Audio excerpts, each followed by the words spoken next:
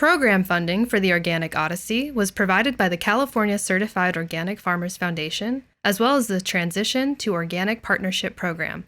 Visit their web pages or social media for all their amazing content and guidance on everything organic. Support for the Organic Odyssey is provided in part by the Grimm Family Center for Organic Production and Research at Cal Poly. For more information or to support the center, please visit organic.calpoly.edu. That's organic.calpoly.edu for the Grimm Family Center for Organic Production and Research at Cal Poly. Support for the Organic Odyssey is provided in part by AgCom Central. Visit AgCom Central on twitch.tv or youtube.com for all content ag-related. That's AgCom Central on twitch.tv or youtube.com for AgCom Central.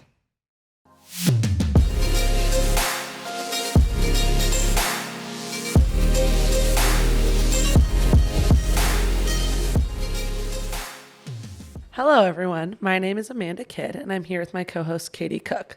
Welcome to the 8th episode of Season 2 Organic Odyssey, Journeying Through Sustainable Farming with Cal Poly. Today, we'll be talking about California Organic Program inspections with Scott Renteria and Danny Lee.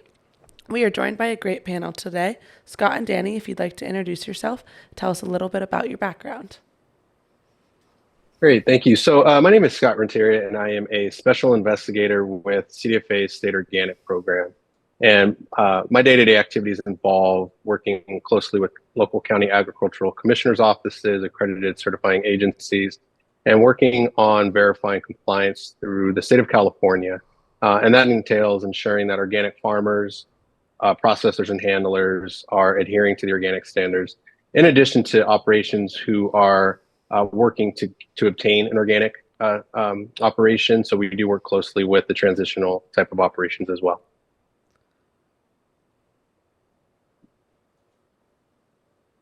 Thank you, everybody. My name is Danny Lee. I'm the supervisor of the State Organic Program. Scott is he's our lead special investigator. We have two special investigators that work in Northern California, one in Central California and one out of Southern California. So my role mostly is overseeing a lot of the activities and more of an administrative role. And Scott handles along with our other special investigators, a lot of the day-to-day activities in enforcement, outreach, and education. Awesome. Thank you, guys. We are also joined today by Dr. Matt Grieshop, if you'd like to introduce yourself. So as always, I'm Dr. Matt Grieshop. I'm the director of the Grimm Family Center for Organic Production and Research here at Cal Poly.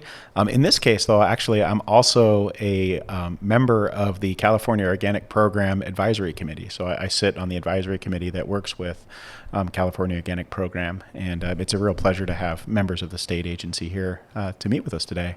Awesome. Very cool. Well, to get things started, we were wondering, when was the California State Organic Program founded, and what is its mission and primary functions? So in 2004, CDFA established the State Organic Program with our authority that was under the California Organic Products Act. And in 2004, the State Organic Program was approved by the National Organic Program under their authority of their National Organic Program standards. And the mission of our program is we're committed to ensuring that the integrity of the organic product is upheld throughout the entire supply chain. And we work with all types of operations in the organic industry, from producers, farmers, handlers, retailers, restaurants, certified farmers markets. And we work closely with, as I mentioned earlier, our local agricultural commissioners' offices and with a lot of those boots on the ground type activity to ensure that the organic integrity is upheld, in addition to protecting the organic farmers by ensuring that when we do see organic claims in the markets, that we are verifying that each of those operations are also adhering to the organic requirements. Very cool. Thanks. Yeah. Do most states have SOP? So actually, California is the only state with an approved state organic program. There may be other state agencies that have a program in place, but the state organic program is the only state, California is the only state with an approved by the NOP state organic program. Yeah. So, does the SOP relate to the National Organic Program?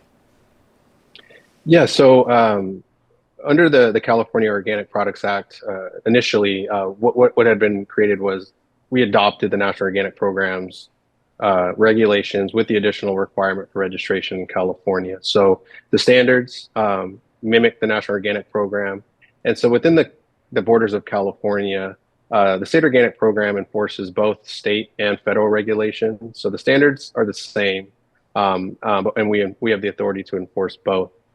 And we kind of work as a complementary entity with the NOP. We kind of assume that authority of the NOP in the state of California, and that expands to enforcement activities, surveillance type activities, a lot of the activities that or enforcement activities that the NOP performs in other states. The state organic program assumes those types of activities in California. So do you think it's, I mean, we produce, so many organic products in California. I mean, do you think that has a lot to do with why we have, a state body devoted to this? Yeah, that's a great question. I believe the program itself came to be through the California Organic Product Advisory Committee. Mm-hmm. There is a need for the additional enforcement due to the fact that California represents almost half of organic products nationally, and so with that level of output, a lot of the farming communities realized that there needed to be an additional component to the resources available to enforcing those organic standards. And this also allows the National Organic Program with their resources to focus in other states as well. And so definitely due to the high volume of organic activity, industry wanted the additional program to provide that protection for the farmers as well as to the consumers.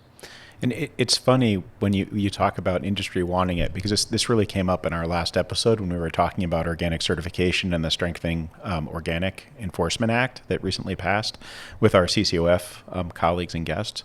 And one of the themes that kept coming up was this is a sector of agriculture that's actually asking for regulation and enforcement, which is really pretty rare in any part of the country, I think, but certainly in California, where I think oftentimes there's this perception of regulators and the agricultural community sort of having an uneasy relationship. But I think it's pretty amazing in telling how, because in organic integrity is so important. It's really at the core of the industry.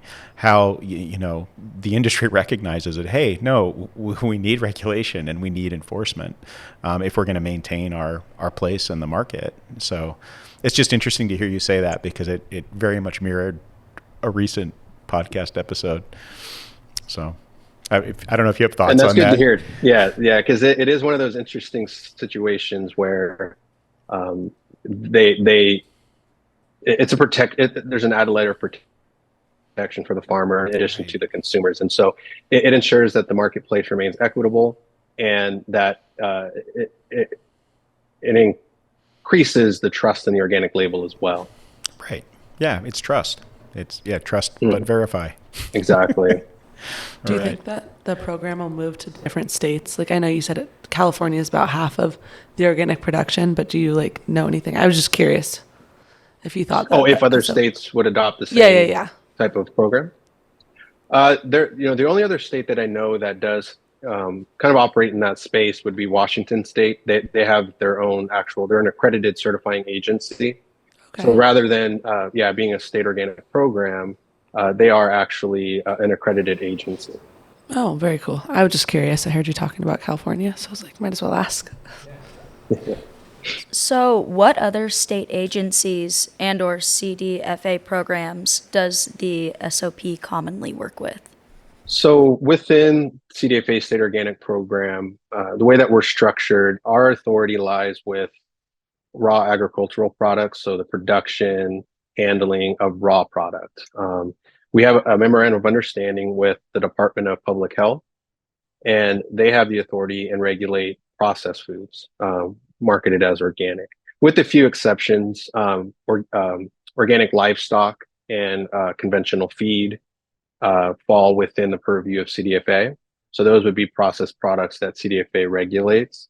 And we work very closely with the Department of Public Health. And we So we really work together on any instance of an operation who's also farming and processing. So we definitely work very closely with them. We work regularly with CDFA's Center for Analytical Chemistry.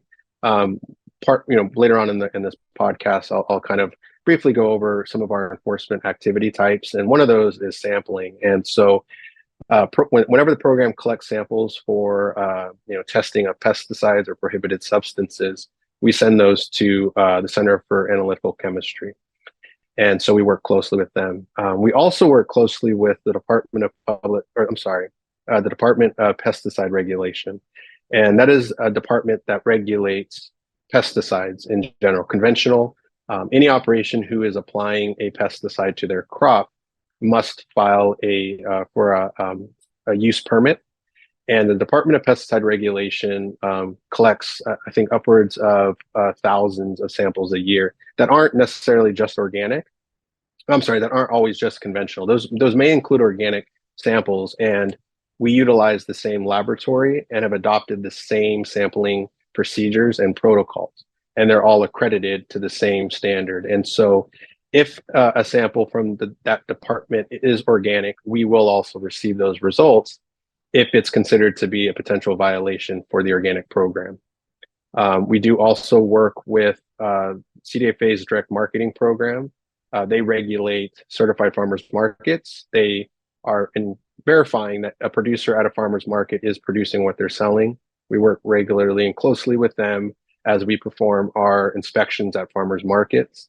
And we also, there's a lot of other agencies and departments that we do work with, but the other that we are working very closely with is CDFA's Feed, Fertilizer, and Livestock Drugs Regulatory Services Program.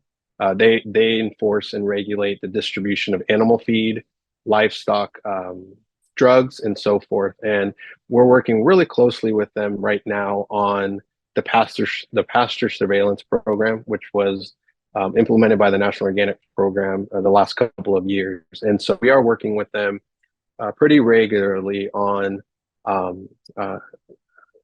informational basis. They're also in boots on the ground type enforcement. So there are a lot of programs that we do work with in addition to that, but those would be the primary ones that I would say the program works with regularly.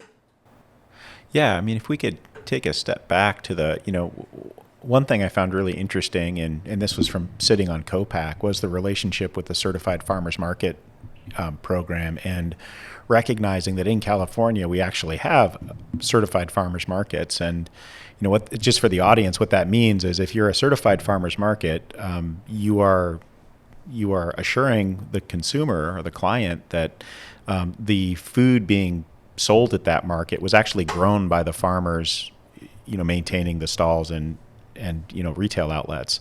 Whereas in an uncertified market, and this is something that I've seen in multiple states, what can happen is there's people are buying from a produce wholesale and then they are selling it as if it was produced by them at a farmer's market. But I find it really interesting that we have that here in California as well, because I've seen in other states where every once in a while there's a big expose and it's like, these onions came from Washington and they were sold in Illinois, and it gets interesting.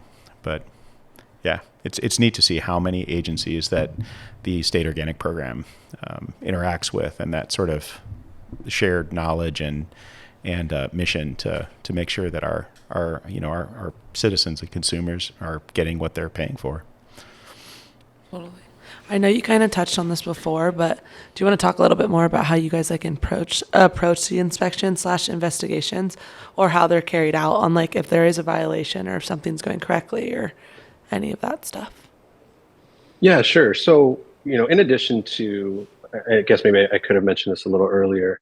So the state organic program as a whole, we have a registration program, we have an enforcement program, and since an introduction of a regulatory amendment in 2017, outreach and education. So there's a lot that the program does, and each operation who farms, handles, produces, or processes in the state of California registers with the state organic program.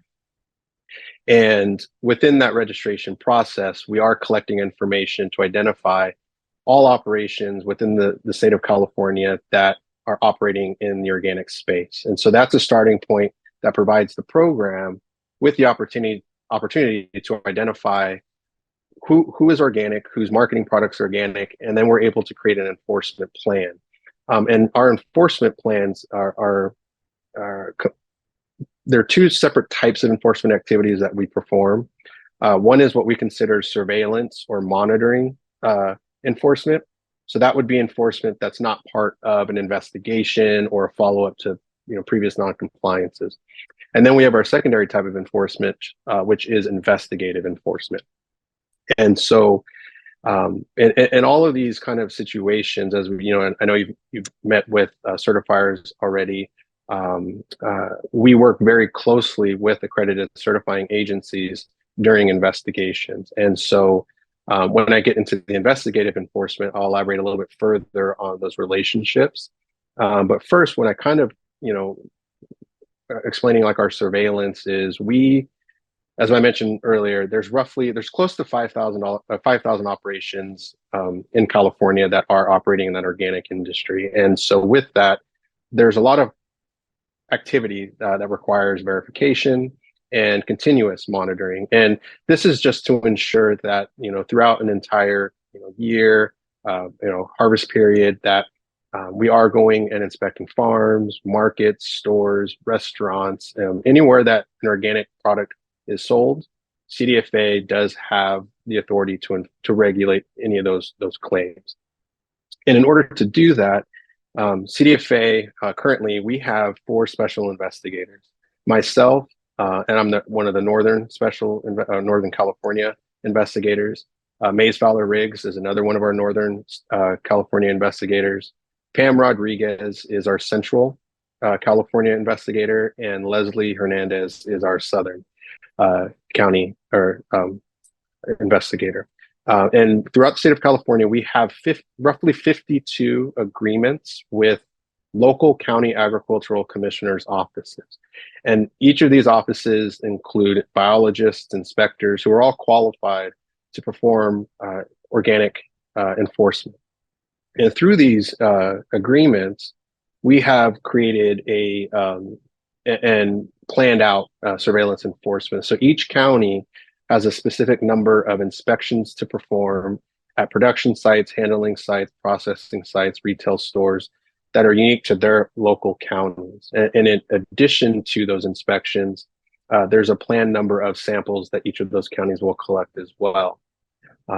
So what we've done is, for our enforcement, is created a fiscal period. That's kind of what we base ours on, but it's a 12-month plan, all unique to each of the local counties. We've found that it's very important to have the local knowledge from each of those local county staff, because organic agricultural varies drastically from county to county. Northern California may be very different than Southern California. And because of these other programs that we work with, they have access to information that's very critical and beneficial to identifying who are the most appropriate entities to perform some of these enforcement activities on.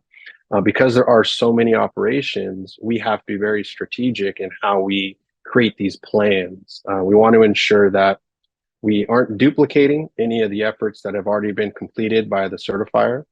So we work closely with certifiers to ensure that if CDFA and the local counties are going to perform an inspection, that we want to ensure that it's not around the same time that a certification inspection had occurred. We ensure that we provide ample time in between so that it's not duplicative.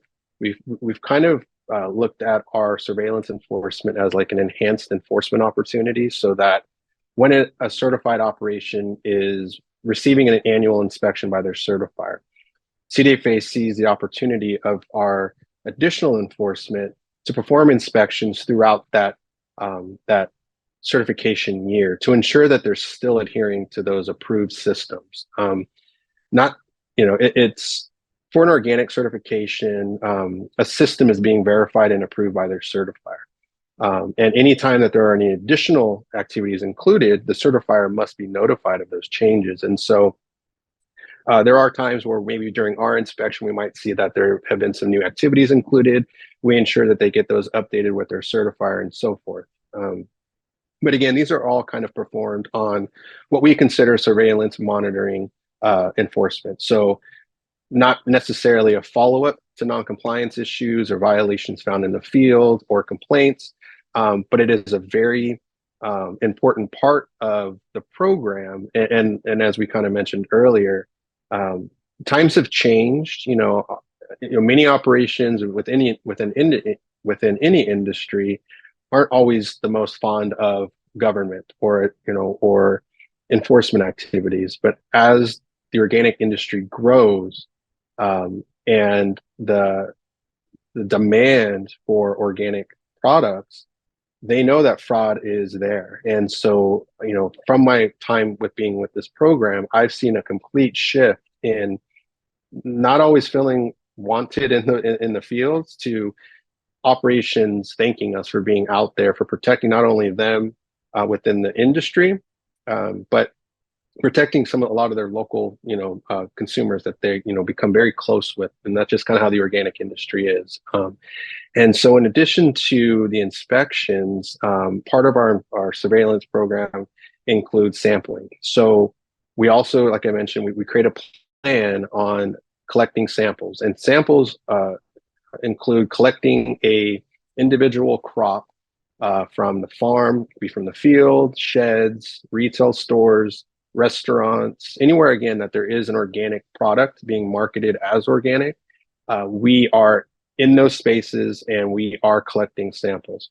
And collecting those samples is a way for us to identify whether or not a specific crop has a prohibited substance. And so during that part of our surveillance program, we, as I mentioned earlier, will send those to our laboratory. And in the event that any residue is detected, there's a lot of requirements and standards, which I won't get into, but in the event that any residue is detected on one of our samples, CDFA will then open an investigation. And so that gets into the investigative enforcement space. So in addition to the day-to-day monitoring program, which means CDFA is in the organic industry or in the organic communities on a day-to-day, performing inspections and collecting samples. In the event that during our monitoring enforcement, there are violations found. I know that was one of your other second questions. If violations are found, there are very many different types of violations. Many different violations warrant very different types of follow-up and actions. But basically, the way that the National Organic Program has defined non-compliance is in three categories. Minor violations, which are considered to be correctable, and the integrity of the organic product is not affected. Oftentimes that means maybe it's an operation who is selling products as organic, but they are not registered and certified. That isn't an indication necessarily that the organic product wasn't produced according to the standards, but the operator is not compliant. Therefore, CDFA has the authority to restrict the continuation of any sales as organic until the operation receives that certification and registration. So that would be a resolution, and that operator can continue to sell as organic once they've obtained those required license or registrations and certifications. The second is what's referred to as a major violation or noncompliance. And those are any violations or noncompliances that are considered to be from a repeat noncompliance. So there are often times where a minor noncompliance is repeated after multiple notices of noncompliance that are issued, and the issues are not resolved. Those can be escalated to a major noncompliance, or a noncompliance that is against an activity that affects the integrity of the organic crop. That could be a direct application of a prohibited substance, and now the integrity of the land and the crop is at risk, and we would take the appropriate actions to remove any impacted lands and crop from the organic distribution and market. Last is what is referred to as willful violations. And those are any violations that after an investigation, the evidence can support that those violations were intentional. An example of that would be an investigation collects enough evidence to prove that the operator applied a prohibited substance directly to the land and intentionally.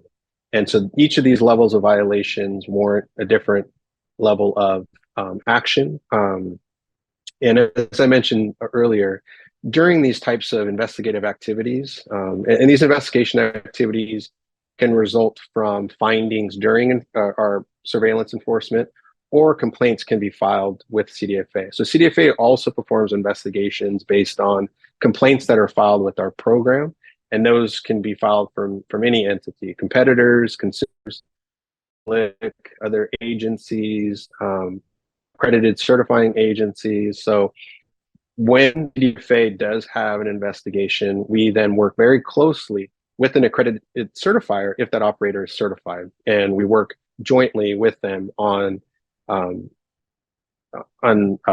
during that investigation until the conclusion of that. And as I mentioned earlier, we also work very closely with the counties to perform a lot of those activities. So it sounds like you have a lot of partners, and you're very carefully integrating your activities with, say, the certifiers and other organizations that are sort of involved in this. And then the sort of, if you start an investigation, so you've got a surveillance program, which is a random sample, or a somewhat random sample, so I guess stratified, where it's just kind of like, okay, is there bad stuff out there, just to keep it simple. And then based on, if you find bad stuff, it's really, all right, was this just, you didn't know any better, right? You didn't register. Something goofy happened. So there's spray drift, for example, if it's a prohibited substance, or was there actually willful fraudulent intent? Did you do this knowing that you were doing something you shouldn't have been doing? And then the next piece is really, if someone suspects that something's not quite correct or right, they can make a complaint to the state organic program, and then you'll investigate. Is that a pretty good summary of the? It is, program? yes, yeah. That's that's exactly kind of. I mean, obviously, it's a very robust type of a system, but definitely that sums it up great. I mean, I know there's a tremendous amount of moving parts, and I think one of the things that has really impressed me as a member of the advisory board is really learning about how many moving pieces there are, especially at the various county levels. And something that I've always, as an organic practitioner and instructor, scientist, extension educator, outreach person, I've always tried to get across to people is that every organic farm is different, regionally, culturally. From state to state, from county to county. So knowing that, there's this sort of granular approach to it, that's, it's more of a distributed network, not just like, okay, well, one size fits all. We're just going to pretend like you're all growing wheat. And when it's like, oh no, I'm growing kumquats or blueberries or cattle or whatever, it's really been neat to learn about that. And, it's certainly improved my, confidence in the brand and the fact that we do have folks on the ground making sure that people are doing what they're saying they're doing. So I guess there's a thank you in there. Yeah. Thank you. All right. I mean, thank you from me. So yeah. No, I understand. Yeah, no, it's always good to see that it's received in that way. As I mentioned earlier, California is the only state that has an additional requirement with another program, and so we've done a lot to ensure that we don't want to duplicate a lot of what these operators are already doing with their certifier, and so where we see a lot of those opportunities to become kind of more like like I said, working jointly, more collaboratively with the certifiers, and it's just more of an enhancement to that verification process, and so even going down as far as the registration forms and processes is, and continuously working with certifiers and the NOP as well on other opportunities on sharing information and so forth. And so we just so it's always great for the program to get feedback like that. So we appreciate that. To jump back into it, Danny, we were wondering, how can interested listeners learn more about, get involved with, support, or interact with the SOP? I think I was just going to defer to Scott. I believe he was answering these questions, but I can certainly address those, or Scott, if you'd like to continue on. It's fine as well. Yeah, sure. So as I kind of mentioned earlier, a part of the program is charged with outreach and education. And so I actually myself work really closely with certain counties will host agricultural workshops. And so reaching out to any local county agricultural commissioner's office is always a great resource for a lot of organic information or information on the organic industry. And I do know, and I present at some of these as well, that they do host these keynote presentations for operations who aren't just organic, but maybe they're looking at getting into the organic space and want more information on what that entails. So I would say that the local county ag office is always a great resource. The state organic program does have a website, and it includes any information that you would need to get started as an organic operator in California, how to register with the program, the specific laws and regulations that pertain to the organic systems. That includes both state and federal regulations. And that website would be at www.cdfa.ca.gov. And if you click within to find the inspections program, and you'll see a list of programs there, and that's where you can find the organic program. And on there, we do have links to other press releases and social media. We do have an in-house social media staff member who has been really putting a lot of effort in, kind of like what you're providing for us right now, is an opportunity to educate industry on, not just who the organic program is, but I guess as a whole, kind of like what CDFA does too. So we work, again, very closely with a lot of different programs, and I mean, it's been a pretty good success with our social media presence now on identifying where, or even for a consumer, it doesn't always have to be farmers or anyone in the organic space. A lot of consumers find it very valuable to educate themselves on making an appropriate decision on whether or not something is organic. So that's another layer to the enforcement activity I was mentioning earlier. And some of the conversations I have had with some of these county workshops is they're not always just farmers. They are consumers who are wanting to educate themselves better on knowing if they're in a grocery store or if they're at a farmer's market, that if they're looking at a product, do they know based on the requirements that is in fact being marketed to them as organic? Because there are a lot of terms that are being used that can oftentimes mislead a consumer. So there's a lot of value that the program has found in not just providing this level of enforcement and compliance and outreach and education to just the organic farmers and handlers, but also to the consumers. When they can make we want to ensure that what they're receiving, that they trust the label, but that they're also purchasing what is in fact a regulated and verified organic product. And I mean, I'd say as a member of COPAC, or the advisory committee, we have open seats. And there's, I believe there's seats for consumers, processors, retailers, growers. There are technical representatives, which is the seat that I fill. But I suspect that we'll always be looking for folks to contribute to the advisory committee. So would you guys say if a student wanted to get involved, that would be a good way to reach out to them? Look on the website, reach out to one of you guys? I think reaching out to us, looking on the website, the CDFA website.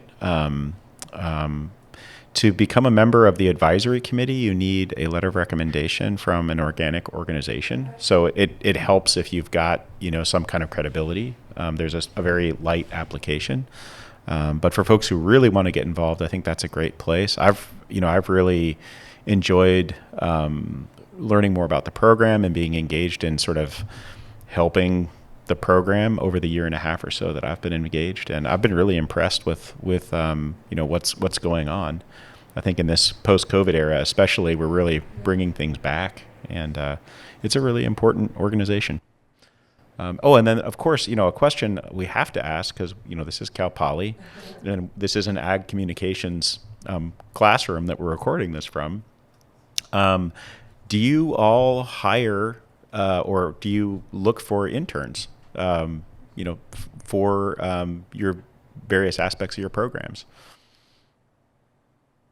This is Danny. I can help address that question, Matthew, but I want to also get back to you quickly.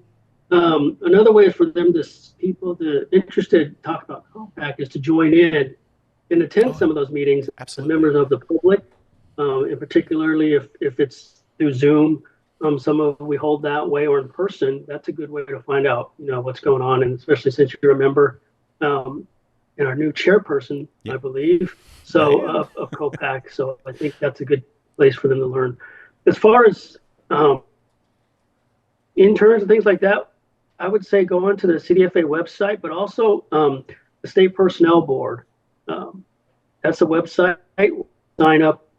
Once you set up a profile, you get notified of any jobs through the whole state of California, not just CDFA, but the entire state. And you'll get notified, and you can see we do have limited term. We have seasonal employees. We have student assistants. And I believe, Scott, you started as a student assistant, a number of years back. Oh, no I'm kidding. not going to say how many, but I'll let you. Yeah, it's actually, so I was going to include that too. So actually this month, it was 20 years ago that so at Sac State, I was back then they had what were referred to as ag aides. Okay. And so that was kind of the position that I came in with, and, got really exposed to all the different programs that CDFA does. And I don't know if that's still like the type of entry level, like what do you call it? Or introduction into like the department in that way through a college, but it's definitely something that there's so many different layers to CDFA, so many opportunities within CDFA, and so I would look at CDFA's website and see what other programs may have, those options. Yeah, that's fantastic. Yeah, and I one place that we have our COPAC meeting every year is at the Eco Farm Conference in Asilomar. It's usually the first week of January, and if anyone's been to northern Monterey County on the peninsula, it's really nice. It's really pretty up there. It's really pretty. It's a really nice conference. But we do hold our winter meeting there every year, at least that's been tradition. So that's a place where folks could come and directly interact. But as Danny mentioned, we also, when we do have Zoom access, we allow folks to call in via Zoom. But yeah, thank you both so much for joining us today. And it's really great to have an opportunity to share the important services that you're providing the citizens of California. And by extension, since we produce like fruits and veggies, it's more than 60%, really the citizens of the United States. So again, thanks for what you guys are doing. Appreciate that. Thank you, guys. Program funding for the Organic Odyssey was provided by the California Certified Organic Farmers Foundation, as well as the Transition to Organic Partnership Program. The show was created by Matt Grieshop, the talent coordinator and resident organic expert, as well as Moses Mike, the faculty production lead. The guests on today's episode were Scott Renteria and Danny Lee. The Organic Odyssey is a production of the AGC 225 class called Digital Communications and Agriculture. The student team that produced the show included Andrew Angulo, the director, hosts Amanda Kidd and Emery Pura, and the technical team, Bailey Knirk, Daniela Rodriguez Ruiz, Delaney Browder, Katie Cook, and Sierra Fugman. The Organic Odyssey is a digital media collaboration between the Agricultural Education and Communications Department and the Grimm Family Center for Organic Production and Research at Cal Poly. These credits were read by Chelsea Ann. Thanks for listening.